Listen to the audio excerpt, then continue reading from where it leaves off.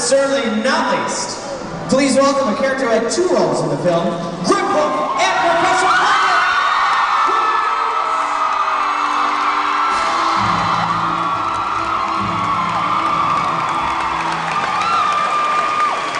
Wow, that's amazing.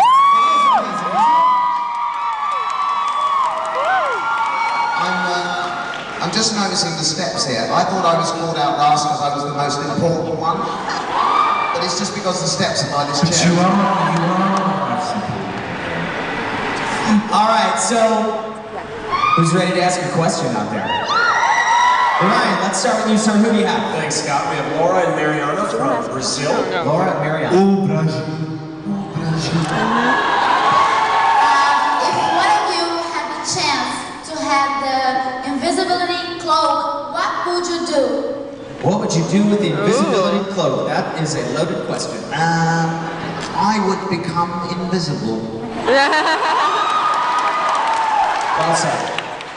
Well, it was exciting. During the last film, I remember being quite excited because there is a sequence where Griphock goes under the cloak. And like all of you, I've read the books, I'm a big fan of all of that, and it was quite exciting to be able to actually go under that cloak and be part of that sort of magic. It was pretty cool. I don't know, where would I go? Your temptation is to go somewhere you shouldn't. But of course I wouldn't do that. Great question, thank you very much. Alright, where is Stephen? Hey there, I've got Brogan all the way from London. Brogan from London. This is for Warwick. Which was your favourite character to play, Flitwick or Griphock? I think You played more than that. there were a couple of others along the way, but I mean, I think Griphock, just because there was quite a lot of depth to that character, and also he was very important as far as the plot went of Deathly Hallows Part 2. You know, he was, did the deal with Harry to go to the vault and everything, so he had a bearing on the story. Whereas Flitwick, he was great, but he was always in there for the sort of light relief moments of the movies and didn't really have a lot of importance as far as the story went prior to that. So I would say, I'd say Griphock, definitely. Do you remember that music, the bandmaster you played in Goblet of Fire? He was good. Oh yeah, from number. Well, that was from Prisoner of Azkaban and then into Goblet of Fire. Yeah, I got into conducting for a little while, you see. But of course, I tried to watch conductors and learn how to do it, but of course it's very, very difficult. You have to train for years. So, when I'm conducting the Frog Choir here at Wizarding World, they tend to not look at me because I just put them off, Great question, thank you very much. Where is Julia? Right here. I've got Chelsea from Virginia. Hi, Chelsea. Hi, what's your favorite aspect of the whole world of Harry Potter? Are you referring to the Wizarding World of Harry Potter here? Just like the universe that Domhnall has created. Okay. What's your favorite aspect? I mean, I think for me it's that idea that it could be real. Do you know what I mean? I think the way it was written was very clever. You have real London and real England, but then just through in a kind of another dimension, there is this other place that, there's a slight possibility that could exist. Going into the ministry through a red telephone box, that was a lot of fun, Yeah, so I like that aspect of it, the idea that, we're quite close to this, and I think that's what all of us like about it, is that, we'd all love for magic to be real, wouldn't we? So I think it taps into that desire. That's a common phrase. Donna, what about for you? What was the most kind of fascinating aspect of this whole, this whole thing? I don't know. I just love the idea that an 11-year-old boy who has a normal life would just get an envelope one day. You know what I mean? That tells him you're a wizard and you're going to wizarding school. I thought that was the coolest thing ever. And I'm still waiting for my envelope. Great question. Thank you very much. Kristen. Yes, we had Marty from Fort Lauderdale, Florida. Hey, Marty. Hi. My question is, have you guys purchased your wands from here? And if not, would you get the birthday wand? If they don't have your particular wand, would you get the birthday, or however it chooses you? I tried to steal mine many times, but it's a high security, but they actually gave us some presents, but not the one that I used. But I think, George, what she means is not your actual wand that used in the film. The merchandise here at Wizarding World. Oh, I ain't got no money, baby. They don't sell Bill Weasley wands. I want to start a revolution. There we go, fantastic, Ryan.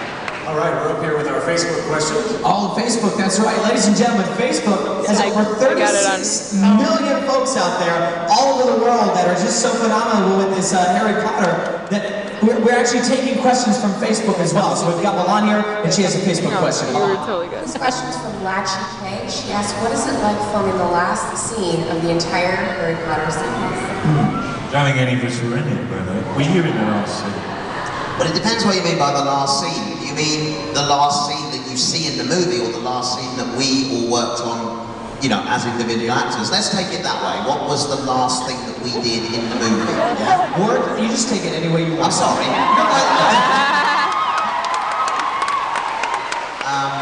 Okay, well, my last scene was in the Bellatrix The Strange Vault as Griphock. And it was just a little insert, like a little pickup shot they needed of me, I don't know, standing amongst the goblets, going, ooh, I'm naughty, or something like that. That was my very last day on the movie. What about you, George?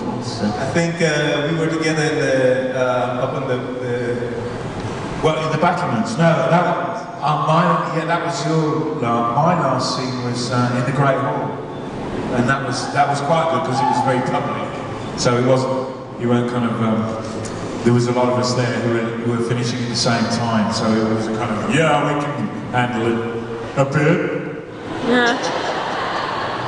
I think I was out in the courtyard, and we'd been out there for days waiting for it to get... Months. Yeah, months. We were out there for months waiting for it to snow or not or something. But it was a sad day.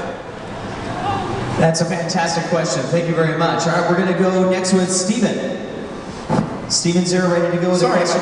No, it's question great. up Lots of from questions Stephanie out there. from New York. Hi, thanks for being here. Oh my god, I didn't say thank you. I was wondering which house you guys think you would be in if you were sorted at Hogwarts. Well, can't you go on Pottermore? I haven't done it yet. I was supposed to do it yesterday and I forgot. Have you done it? No, I haven't done it, but what do you feel like? Are you a bit naughty? What else do you think you'd be putting on? I think I'd be putting Slytherin on. Slytherin are like the rock stars of the group. You mentioned Slytherin, like if you do Gryffindor, everybody's like, yeah, you get the Gryffindor. feeling that if anybody's going to get a tattoo, it'll be people from Slytherin. Right. You ain't going to be tattooing no bear on your arm, you know? I have a tattoo. Slytherin's more like rock star. Let's go. There you go. There's one. There's a tattoo. Yeah, I noticed that before. I was watching backstage and all of you were showing off your tattoos. Do you want to see mine? Yeah!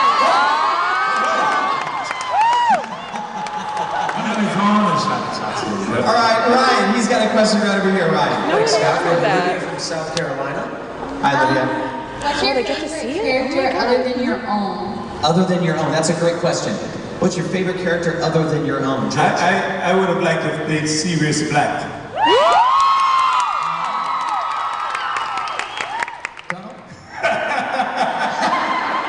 Dumbledore's got style, though. That might have been a serious black moment. I'm scared. I don't know. I would see. She did an amazing job anyway. So, but my favourite character would probably be Luna Lovegood. I think she's.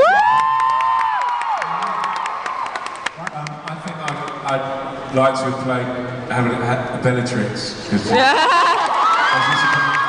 complete opposite to the Weasleys, and the wife killed her.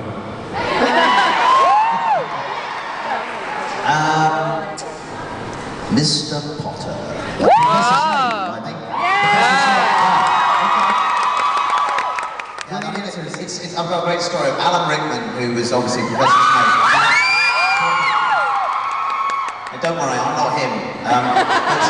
You know, he looked terrific. He was in his black gown and everything. He had the coolest trousers, the boots, and the wig and the contact lenses. I mean, he looked fantastic, didn't he? But an everlasting image I've got of Alan Rickman sitting at the great in the Great Hall at the table, looking cool, but he had these little white iPod headphones in, just sneaking down. And I couldn't help thinking, what is Alan Rickman listening to right now?